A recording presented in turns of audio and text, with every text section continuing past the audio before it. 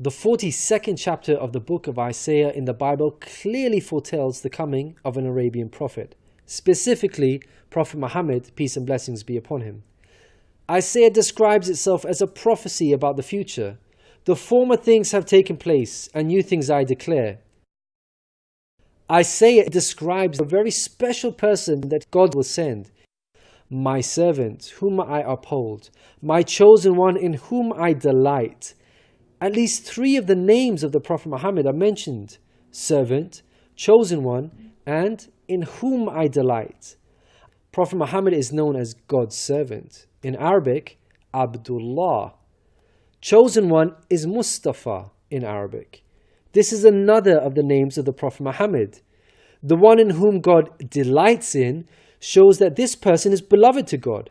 Habibullah in Arabic, which means beloved of God, also happens to be one of the Prophet Muhammad's names. Isaiah also reveals the location of this special person. He states, "Let the wilderness and its towns raise their voices. Let the settlements where Kedar lives rejoice." Out of all the nations on earth, he chose to highlight Kedar's location, so we should pay special attention. Throughout the Bible, Kedar and his sons are linked to Arabia. For example, the book of Ezekiel tells us that Arabia and all the princes of Kedar were your favorite dealers in lambs, rams, and goats. In these they did business with you.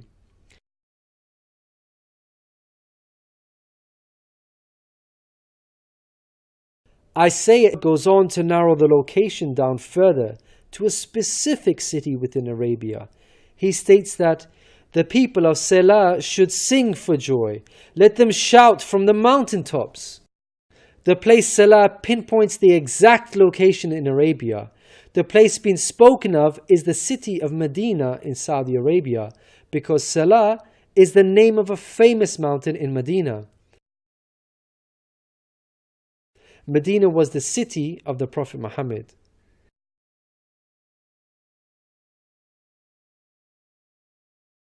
Isaiah informs us that the special person will bring something new. Mankind is told that we will sing to the Lord a new song, His praise from the ends of the earth. The statement "a new song" means a new law, a new way of worship. This is exactly what Islam represents. The emphasis on the new song here is singing the praise of God all over the earth. The Quran opens with the statement, "Praise be to God, Lord of the worlds," and is recited by Muslims all over the world during prayers every day. The new song cannot refer to Jesus. Jesus obeyed and followed the law of Moses throughout his life. Jesus didn't sing a new song. He sang the same song of Moses, the Torah. Moreover, the disciples of Jesus also followed the law of Moses, even after Jesus departed.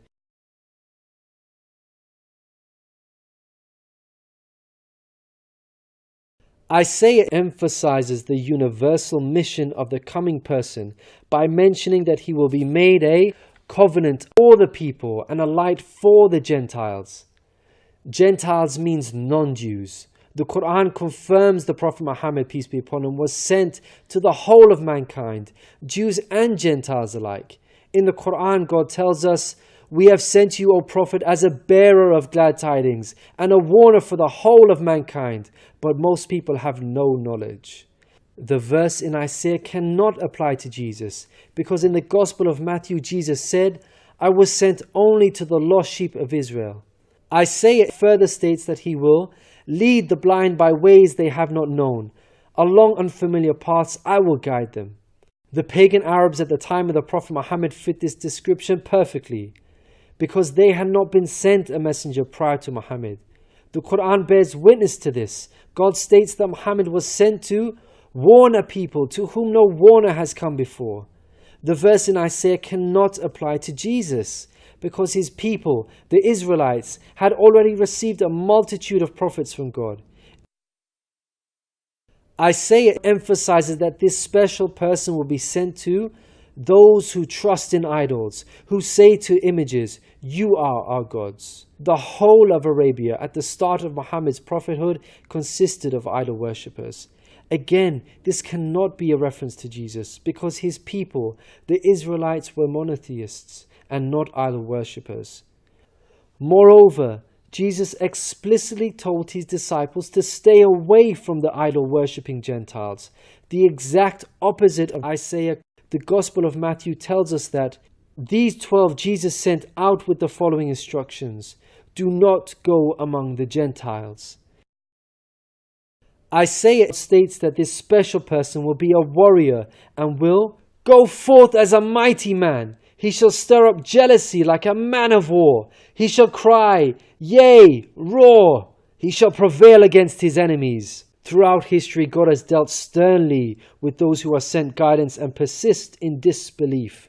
Prophet Muhammad, peace be upon him, had to engage in many battles with the idol-worshipping enemies of God and ultimately prevailed against them. By comparison, Jesus did not triumph over his enemies. According to Christians, he was crucified by them. Moreover, Jesus wasn't interested in fighting. He was not a man of war. He was a pacifist, according to the Bible. He said such things as, "For all who draw the sword will die by the sword," and "My kingdom is not of this world. If my kingdom were of this world, then would my servants fight."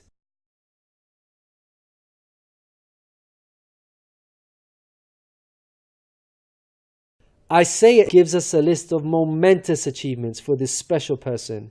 Chief of these is that the idol worshippers will be turned back in utter shame. Not only did the Prophet Muhammad conquer Mecca, the pagan capital of Arabia, but by the end of his life, in just 23 short years of prophethood, Arabia had shunned idol worship and now worshipped the one true God of Abraham. This cannot apply to Jesus, as it was Christians themselves who were humiliated and greatly ashamed for hundreds of years after Jesus. They were persecuted at the hands of the Roman Empire, who were idol worshippers. They executed some of the apostles of Jesus, such as Peter and Paul. Christians were tortured and even fed to the lions. Finally, Isaiah closes with an admonishment. "Hear, you deaf.